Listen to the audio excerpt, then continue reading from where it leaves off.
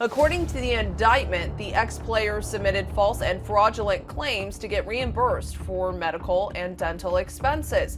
In total, the players received around $2.5 million from the false claims.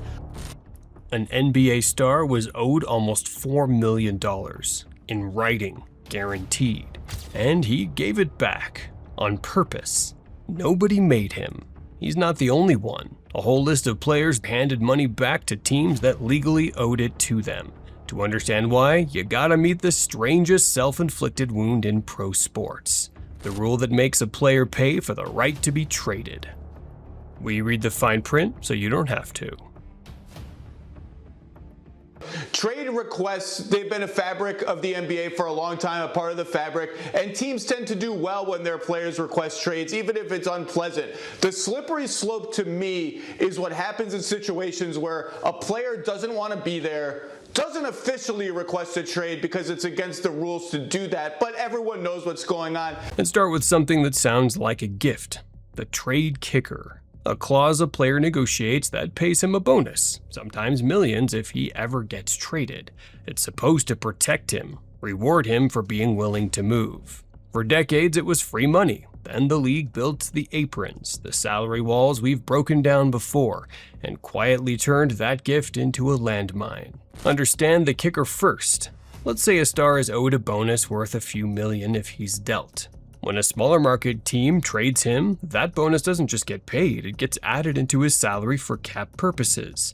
His cap number goes up instantly. On its own, fine. But the aprons changed what a higher cap number does.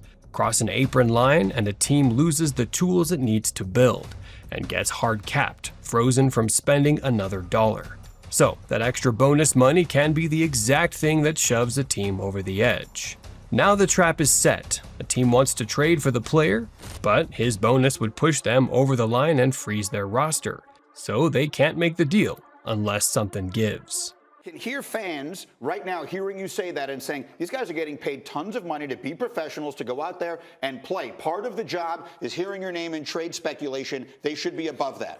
Here's the move that keeps happening. The player wants the trade, a contender, a fresh start, a real shot. But his own bonus is the wall between him and the team that wants him. So he does the only thing that unlocks the deal. He waives it. He tears up money he's legally owed, so a team is allowed to acquire him. That's exactly what happened. Paul George got traded to Boston. The Celtics are trading Jalen Brown to the Sixers for Paul George, 2 first-round picks and 2 second-round draft picks. Brown is a 2-time All-NBA player, 2024 Finals MVP, but Boston. And here's the twist that makes it perfect. The team he was leaving would have paid the $3.9 million bonus, but the money would have landed on his new team's cap.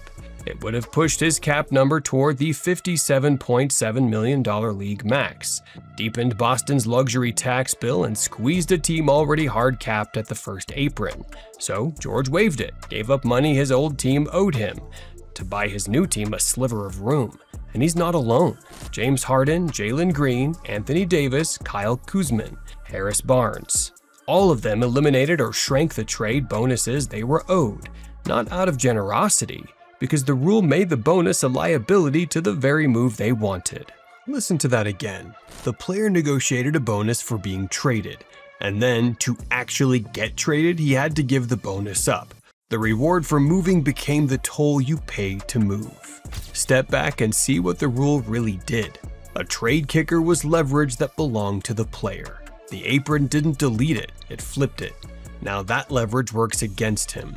The more a player is owed for being traded, the harder he is to trade. So, the more pressure lands on him to give it back. The team doesn't eat the cost, the rule doesn't pay it. The player does, by surrendering money that was already his, just to reach the destination he wanted. The apron turned his own contract into a fee for his own freedom. This is the quiet pattern of the apron era. Every rule the league wrote to control team spending rolls downhill and lands on the players. The minimum that costs an owner millions in tax. The young star with no leverage. And now the veteran who has to pay his own bonus back to change teams. The trade kicker was supposed to protect the player. Read the fine print. And it's just one more rule that only cuts one way. Every road leads back to the same table. and the player's always the one paying to leave it.